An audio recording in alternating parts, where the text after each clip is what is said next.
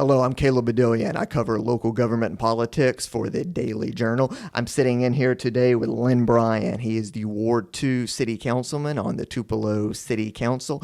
You're finishing one term in office, aren't you, Lynn?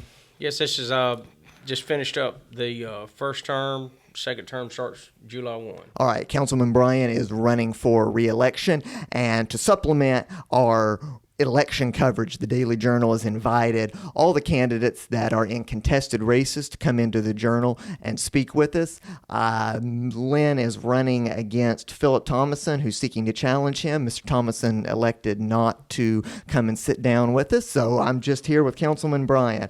So start off by telling us a little bit about why you ran for office the first time and why you're seeking a second term. Well, I just saw an opportunity to serve the city, to make Tupelo a better place. I served in the military for 10 years, so I've served the country, and I got back, and when my wife and I moved to Tupelo, I have a construction company, and at some point in time, the vacancy came open in the ward, and I felt I'd run before and was beat as an at-large candidate, but got close. And so when the opportunity arose to run just as a Ward 2 councilman, I jumped on it and won.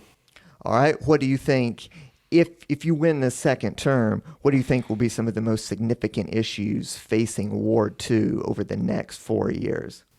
We talked in a written interview yesterday for an article you're writing. We're going to have some infrastructure issues, of course, mill and overlay, some drainage issues, primarily in the Bristow Acres area,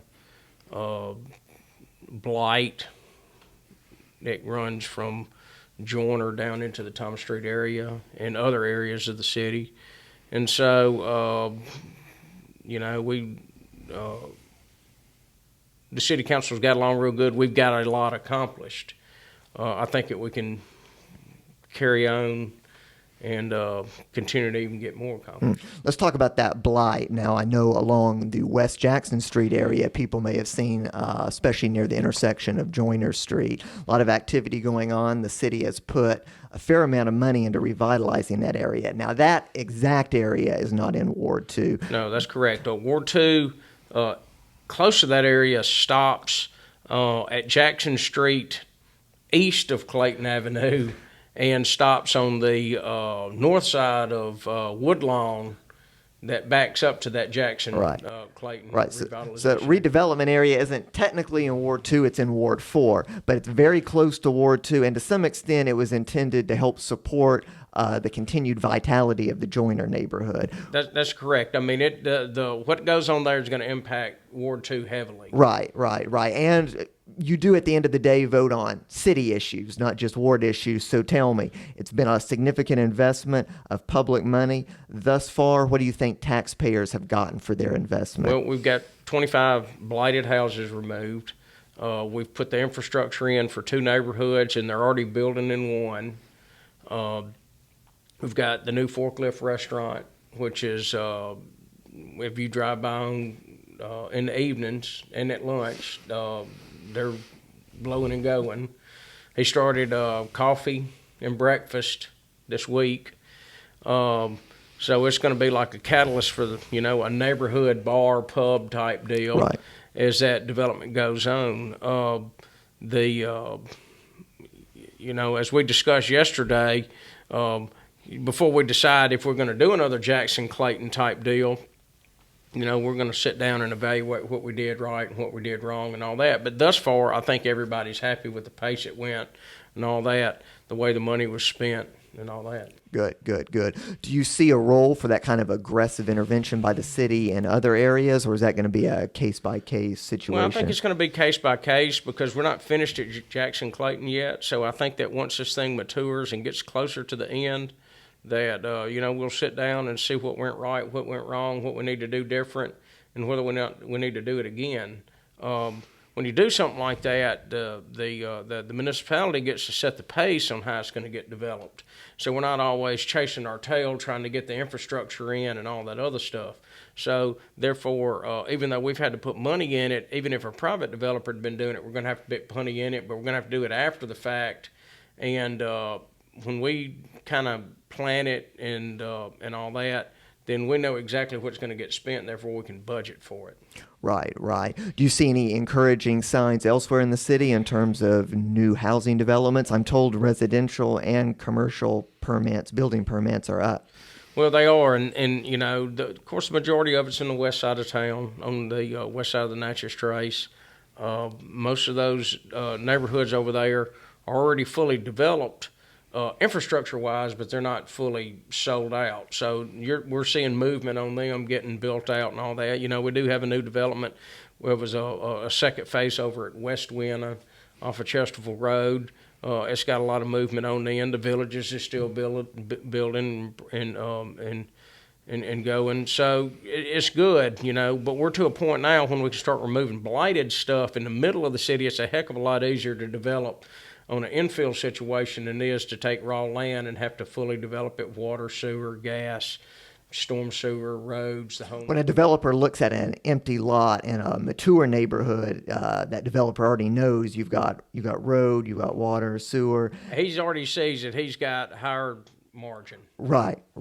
And you've got comparable sales in the area that are already. That's correct. Yeah. So whatever we do in Jackson Clayton, as those houses get built, those comparable sales will be used in Joyner and Gravelly and the surrounding neighborhoods, which just means that the price of houses will go up, where it becomes more profitable for the builders to build the houses.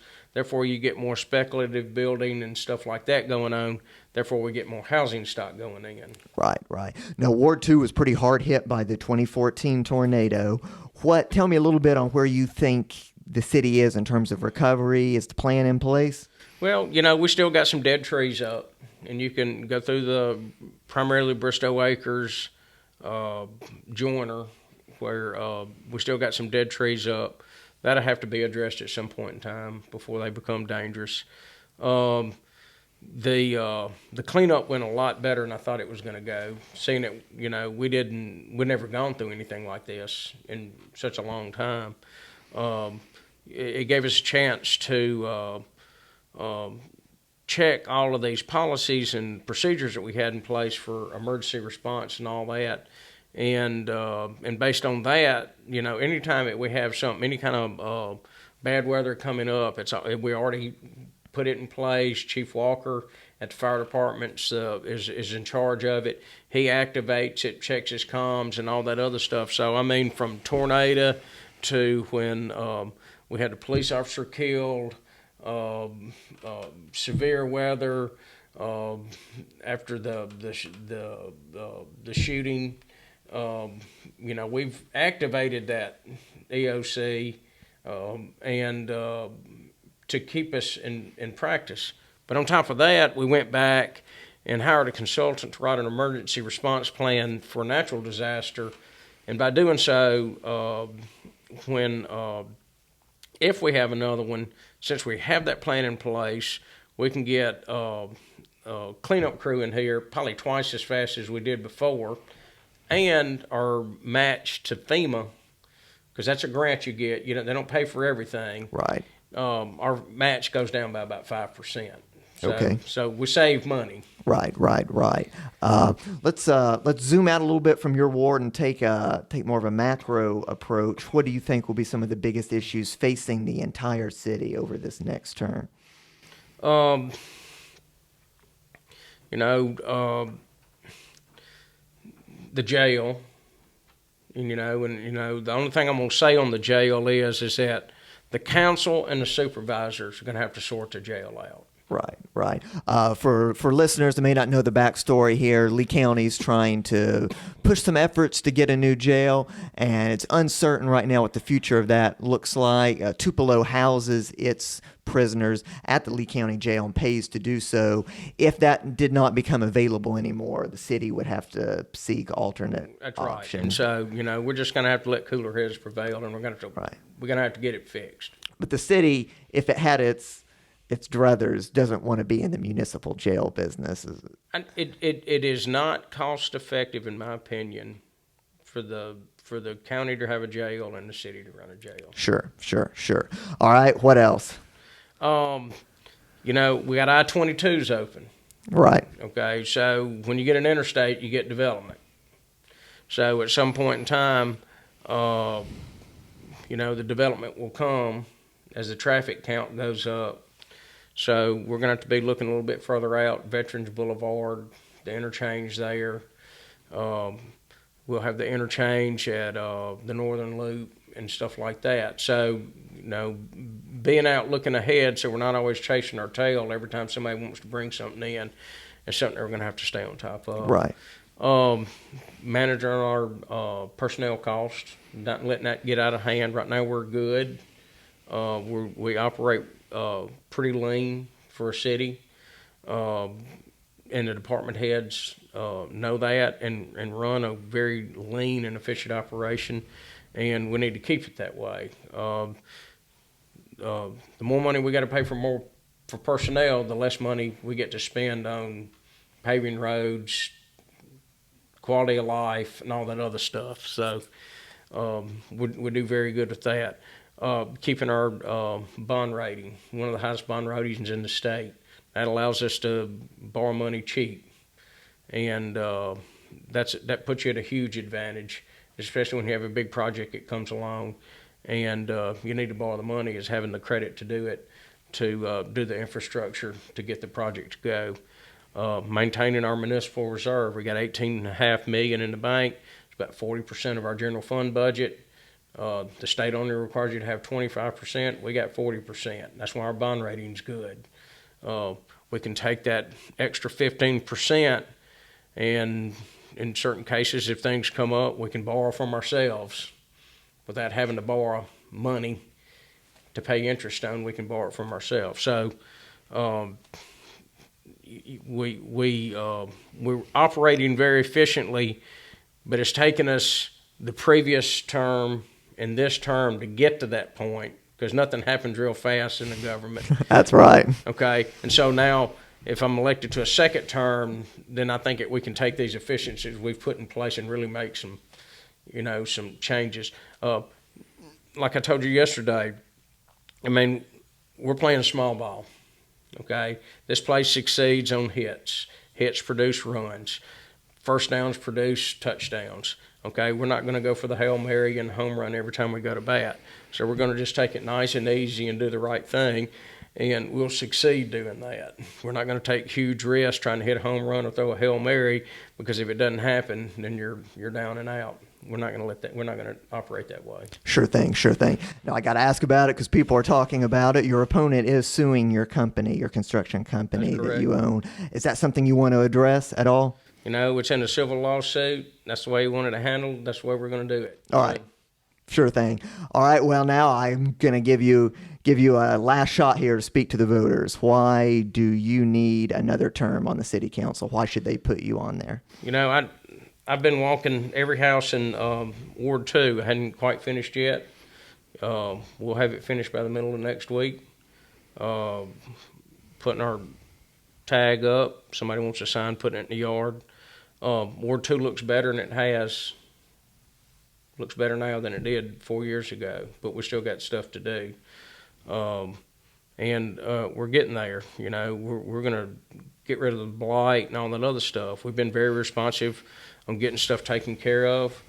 Some people think it needs to happen immediately. It just doesn't happen that way. But we get things on work plans and all that other stuff. We've got a lot of stuff milled and overlaid. We've got a lot of stuff repaired. We after the tornado, we got lots of stuff well, not lots of stuff. We got the recovery. We made it happen and got it taken care of. But the main thing is that the quality of life's better. And you just look at the sales tax revenues. We're at $20 million. We've never been at $20 million in sales tax rebate in the history of the Tupelo. And we're already 7% ahead of last year. And that's a direct relation to having a sound, confident city council that's making rational decisions about the business and for the citizens, and setting a business climate where folks want to do business and people want to come live here and then spend their money here. So in your view, things are going good. We need to stay on the track we're going. Absolutely. All right. Thanks so much, Councilman Bryan, for coming in, sitting to talk about your candidacy a little bit. I want to remind viewers that you can check out djournal.com to read more of our ongoing coverage of this election, including more information about Councilman Bryan, his opponent, that race, and all the other contested primary races, which will be on May 2nd. Check it out. Decide who you're going to vote for. Turn out on May 2nd. Thanks so much.